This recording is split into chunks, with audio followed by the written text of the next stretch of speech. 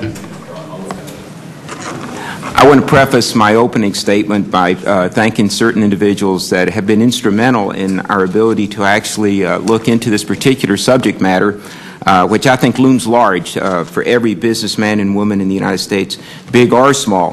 First, of course, to our chairwoman, Nydia Velazquez, that has allowed the committee and every member, majority and minority party members, to express, not only express an interest in what we believe are timely issues, but to allow us to address them in a hearing setting, which means everything that is being said gets recorded, and this basically will allow us a resource from which we can then move on to the issues that confront Congress and what we're going to do regarding, again, certain challenges that are being faced in today's modern business world.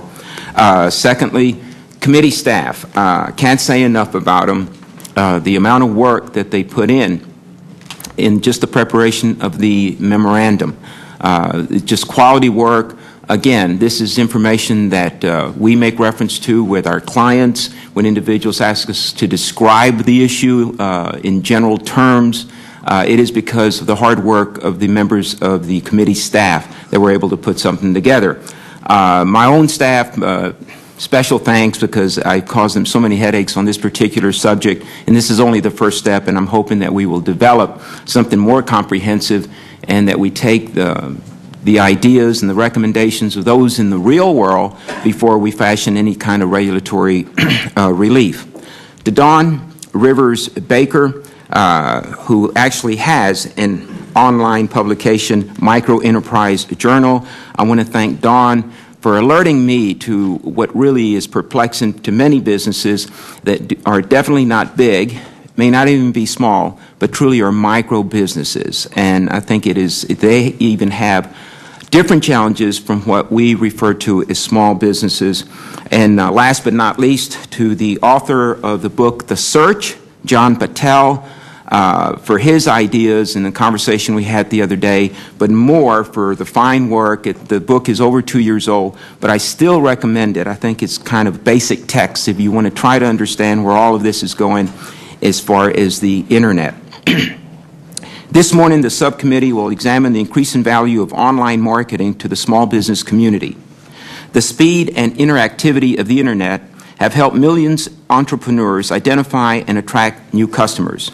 But unfortunately, not all small firms have been able to capitalize on its power. Even today, many small businesses face significant roadblocks to optimizing their online presence.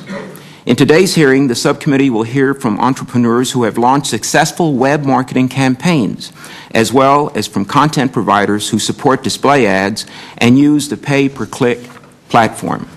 We will also listen to testimony from small business owners who have both benefited from and have been challenged by search engine technology. These witnesses will testify not only to the advantages of online advertising, but also to its limitations and its demands. More and more, consumers are using the Internet to shop and research products prior to purchase. In fact, the National Retail Federation reports that over 92% of adults conduct web inquiries before buying products in stores. And studies show that these shoppers are doing more than just their homework. They are buying. In 2007, online retail sales grew 16% to reach $116 billion. Forecasts by Jupiter Research show this trend to be on the rise, with online sales expected to reach $171 million by 2011. In keeping with Internet sales, the online advertising industry is rapidly growing as well. Indeed, web ad revenues totaled $21 billion last year. The entire industry expanded by 45% annually between 2003 and 2006, and is expected to exceed $50 billion in 2011. By 2007, profits from online advertising had already eclipsed those for radio advertising. Needless to say, web ads present significant revenue opportunities that small businesses cannot afford to ignore. What distinguishes online marketing from more traditional means is its abilities to micro-target potential customers based on browsing histories. According to Web Visible Nielsen, an estimated 74% of consumers use services like Yahoo or Google when shopping online. For small businesses hoping to identify and appeal to new clients, these systems offer a refined approach to tailoring ads and generating revenue. As people increasingly look to search engines as a jumping-off point for commerce, small firms must learn to embrace and effectively utilize this particular method of advertising. But even with this potential, many entrepreneurs are unable to fully take advantage of these tools. In order for them to reap the rewards of search engine marketing, small businesses must first and foremost design their home pages with web browsers and search engines in mind. While many entrepreneurs are already doing so, millions more don't have the resources to build such search engine-friendly websites.